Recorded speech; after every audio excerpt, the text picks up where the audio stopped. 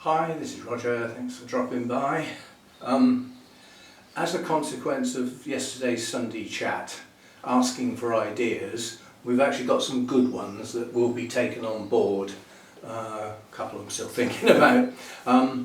The first good idea which I will take on board, because it will fill a slot relatively easily for me that will last quite a long time. I asked for part of the Sunday chat specific orchid related subjects, and what somebody said was, why don't you just do a genera at a time and do like a advice and care guide relevant to that genus at that time of year. Now, given how many genera I have in here, which is not, it's not dozens, that would cycle round. So like, you know, if I sort of start, it's April now, 4 Sundays in April, four genera done in April, perhaps another 4 in May, would see them out. Which by the time it's cycled round again, you know, it's going to be June. So beginning of April to the beginning of June. The care could have changed. Beginning of season, heading towards the middle of the season. And don't forget, I would probably do other things in amongst those, if you see what I mean. So it wouldn't be that every Sunday. That wouldn't be the orchid related slot every single Sunday. There would be other things pop up now and again. So that is a good idea. We will do that. Several people suggested, why don't you bring back, let's have a look at one shelf at a time.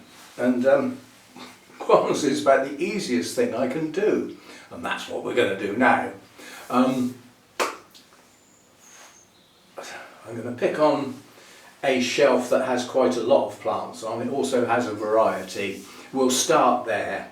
Now, I've done that shelf before, but it hasn't got the same plants on. But there's a couple there that are the same. But that was some time ago, you know, so that's what we'll do for today. I'll bring each plant up in turn, we'll have a look at it, have a quick chat about it.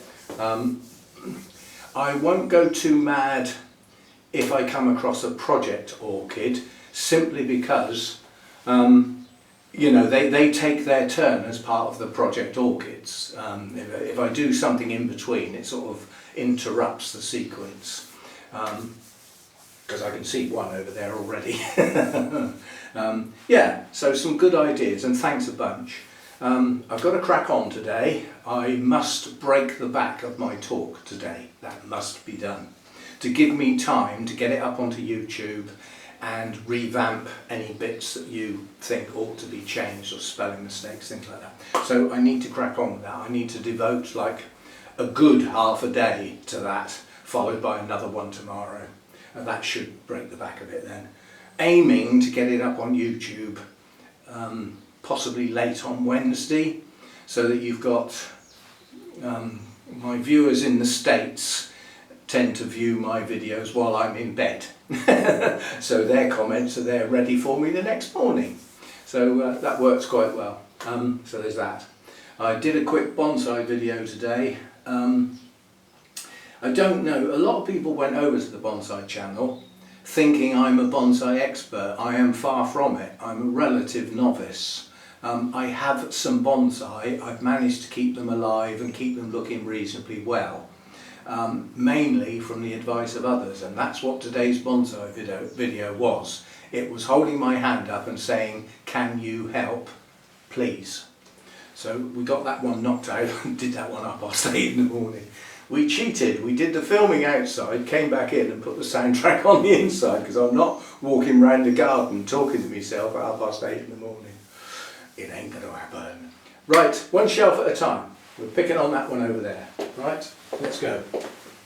Right, first one is a new acquisition. This is this Masdevallia, and it's a cross between Cucullata and Hercules. As Masdevallias go, this is a pretty big plant, and the blooms are pretty big as well. Now this is in a pot that looks like it's got bark and moss in it. It looks like the top's had a lot of moss jammed in the top. whereas the media down in the pot looks like it's just bark. This will get repotted. It could be an old media. It just looks old and tired, and some of these roots have died off on the top as well, so they're not happy in what they're in.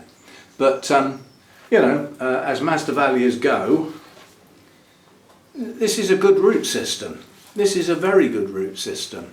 This could easily be taken out of its pot gently, because I expect there's, oh no, they're not actually coming through the bottom yet. Gently take it out of its pot, ease this old tired moss and media away from the top, and pot it on. In other words, put it in the next size up with some new media around the outside of these roots and sort of give it another lease of life. Anyway, that's a recent acquisition, so I haven't got round to dealing with that one yet, but I will do. Right, now this, I'm not going to spend any time on this because this is a project plant. This is Paphiopedilum blackjack, and the only thing that's important here has been repotted is that new growth at the base of that fan. That needs to push on and that needs to bloom. Are you listening? Mr. Slow. So that's that. This is my epidendrum, not growing very well at all and just not doing very well. It won't get going. Got really hit by scale and it's never really recovered. I'm hoping it will. It got a repot not too long ago. Very old tired roots on it. It just won't seem to get going. And a couple of new growths, it's got a new growth here. You know, that's grown at least the height of the plant. These canes should be 2 to 3 times as tall as this. This is very, very weak. There's another new growth here that's in fact a kiki. Another new growth going up the middle there. That's a kiki as well. Just not doing very well, and I don't know what else to do with that. These type of reed stem epidendrums, a lot of people in the States that have got suitable environments grow them as a bush in the garden. You know, they flower all summer long. They just chuck them in the ground and they turn into a bush. They often look very tatty because the sun scorches the leaves, but they still bloom, they survive it. So the only thing I can think to do with that is to give it the brightest light I possibly can. Because it's over the back at the moment, which is the shelf I'm dealing with. Perhaps it should go up there with the cattleyas. See if that'll make a difference. Anyway, that's that one. Next we have an Oncidium intergeneric type. This is Oncidium Tahitian Dancer. I believe that is a Sotoanum cross. Not very good roots, recently repotted, shriveled pseudobulbs. Basically this needs to produce a new growth, 2 would be nice, and get some more roots going down into this nice new media and hopefully plump up to the right size for the plant. However, as a plant, there are some reserves left in these bulbs, but more importantly, they've all got leaves on, so it can feed itself. It can photosynthesize, so it can get some sugars and things going into the plant from above, and it can last a while on that without a good root system, so it should recover okay. But that's just waiting new growths really. Next is another intergeneric Oncidium type that happens to have a poor bloom. I mean, I've said it often enough now, but I am convinced that a lot of my poor quality spikes that I've had in the last 6 months are a direct result of changing my feed. Because I can put no other real reason on it. There could be other environmental factors that have contributed, but that was the major change. And I believe that's the effect it's had. Spikes have had greatly reduced numbers of blooms, in this case 1, and also reduced in size. So again, Oncidium type, intergeneric, It was just bought as a Cambria, which is the trade substitute for the word orchid.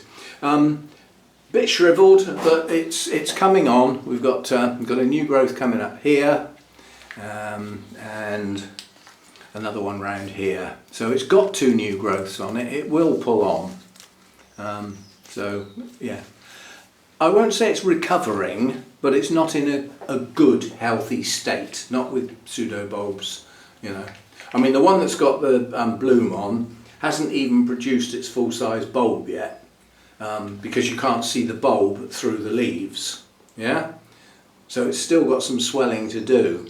So this current bulb that's growing with the spike might actually produce a reasonable sized bulb, and that will get a bit of strength back into the plant because it can hold, you know, can store more nutrients and stuff.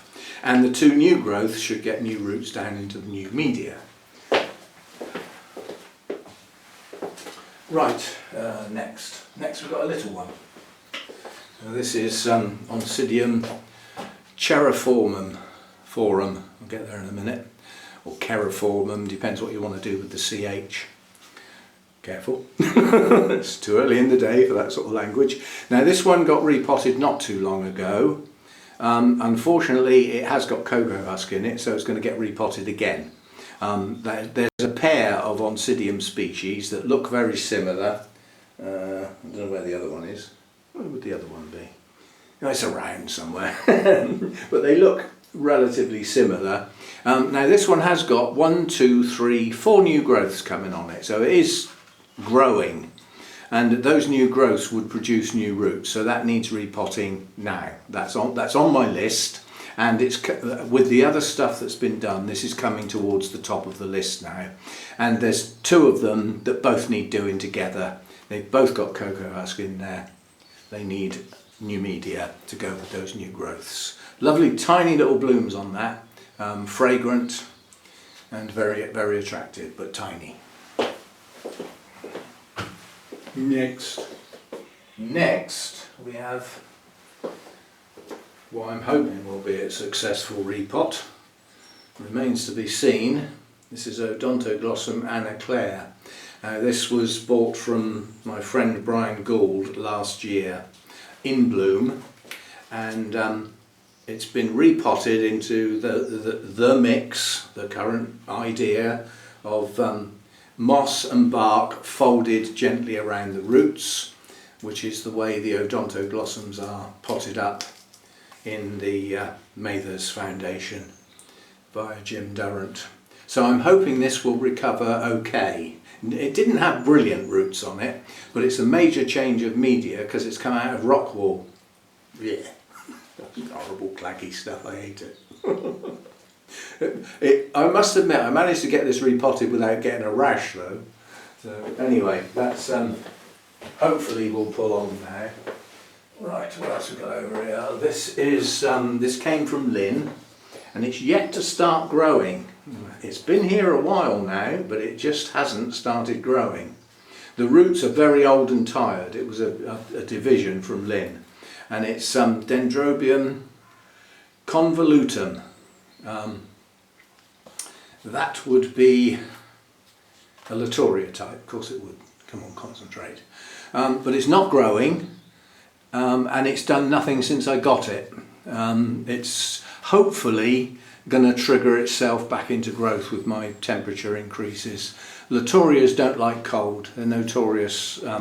They will stop growing in cooler temperatures. If they don't like it, they'll just stop. If it gets too cold, they drop their leaves. So it's holding its leaves, those that it's got. There's an awful lot of leafless canes.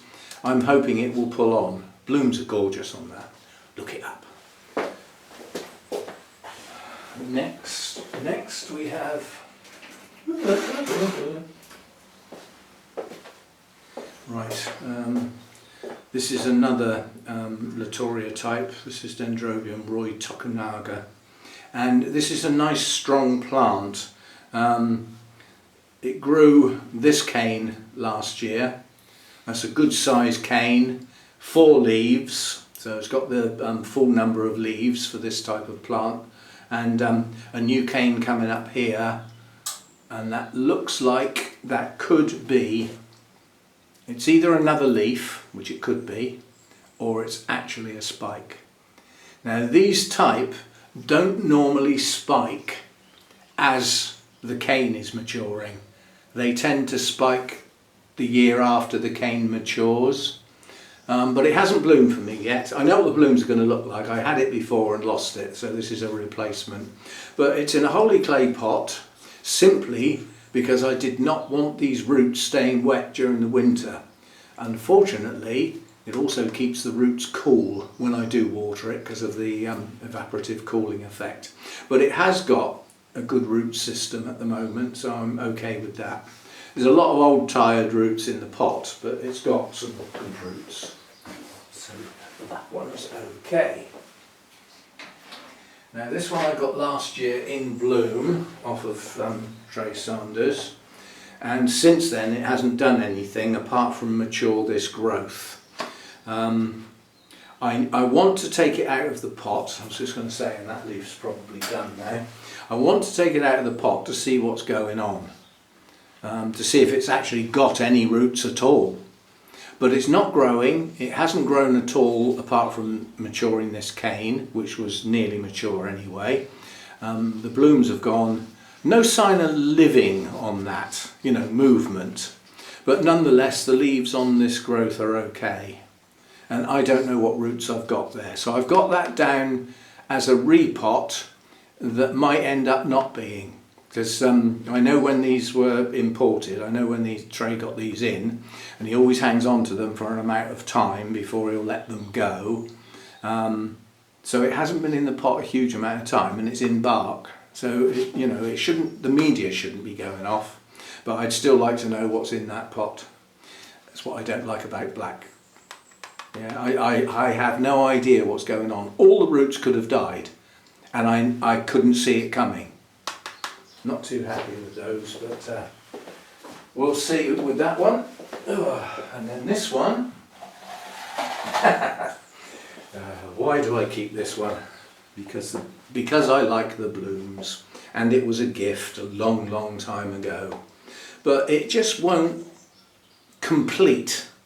It keeps growing new growths, but they don't succeed. They don't grow good roots, and they don't bloom. I mean, this has got quite a few new roots coming on it. Oncidium intergeneric. It's Aliciara. I forget what it is. Evening Colours, the Gloaming, something like that. But it just won't complete a cycle. The new growth never seem to do that much. Do you know there's a reasonably obvious answer to this, because this has been like this for years now. It's highly likely to have got Fusarium, and given where it came from, it arrived with it, and it's been treated a few times, and it's just never shaken it off. That's the only, well, it's not the only answer, but perhaps I'll give that a spray with the fungicide, give that a couple of treatments, see what happens. Because we do have some new growths just starting, and that's the time to get at them, to give them a chance to grow clean. There's another one there. But yeah, perhaps that could do with treating. It just won't, it's been like that, 3 years now? It just won't get going. And it's such a shame because the blooms are absolutely gorgeous. Otherwise I wouldn't still have it. Oh, and the last one, which I've got a job to reach. Now this is one of Derek's plants. But it's the one that doesn't live down there with the rest of Derek's plants because it's too big. And this is radiata, so Prosthetia radiata. Oh, that's probably changed its name 3 times since that label was written. It might even have gone back to where it started from. Now this one is just starting a new growth here, and it's probably doing the same on that one. Yes, it's doing the same on that one. It looks like it might even be producing 2. And if that is 3 new growths, they're over the edge of the pot. The last 2 growths were over the edge of the pot, but half the roots went in the pot, so I left them. And it's the same on this side. We're going to have new growths here, starting. Now they might go in the pot, but this needs repotting to get the new growths and their associated roots back in the pot.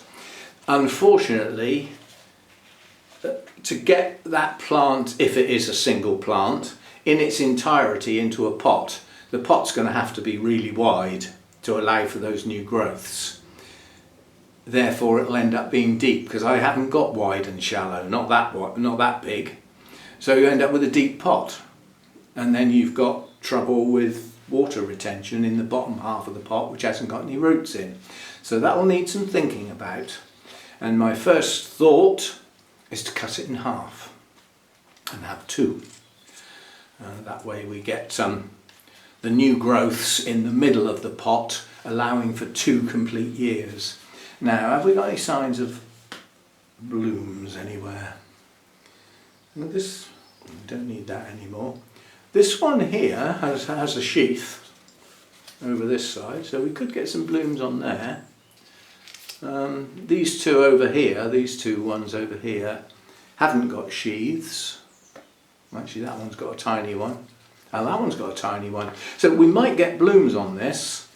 If you want to stink your place out, get one of these. It's one of the most fragrant orchids around. It's on the lines with delicatum. They can really fill a room. Now Hannah doesn't like the fragrance of that. She finds it like gets in your head sort of thing. Whereas I love it. Yeah. Anyway, that's that shelf. That's what lives on that top shelf. And the chat about them. There's obviously some repots involved there. Some have already been done. That is that's quite a mixed shelf there. You've got Dendrobiums, Oncidium intergenerics, Apathiopedilum, Epidendrum, Crostacea. That's quite a mixed shelf, that one. There won't be any other shelves as mixed as that. Let's put it that way. Some of the shelves have just got one genus on them. You know, like the Cattleya thing up there. The only reason that one's got a Dendrobium on there at the moment is it's in bloom, and the blooms tend to be slightly pointing downwards. So if I have that low down, I can't see them. So that's why that's up on that shelf. It doesn't live up there, it's just up there while it's in bloom. So there we go, that's today's video, and thanks for the ideas on the Sunday chat. I need these now and again. The ideas just dry up. And obviously we've had some problems over the past couple of weeks trying to get going again, and we're getting there, but it's hard sometimes. And thanks for dropping by. See you next time. Oh. I'm going to chuck it in on the end. I know I normally only do it on Sunday, but if you've got to this point and you're not subscribed, it would be nice if you did so. And also don't forget the old thumbs up. Costs nothing, virtually zero effort, and it helps the channel. See you next time. Thanks for dropping by.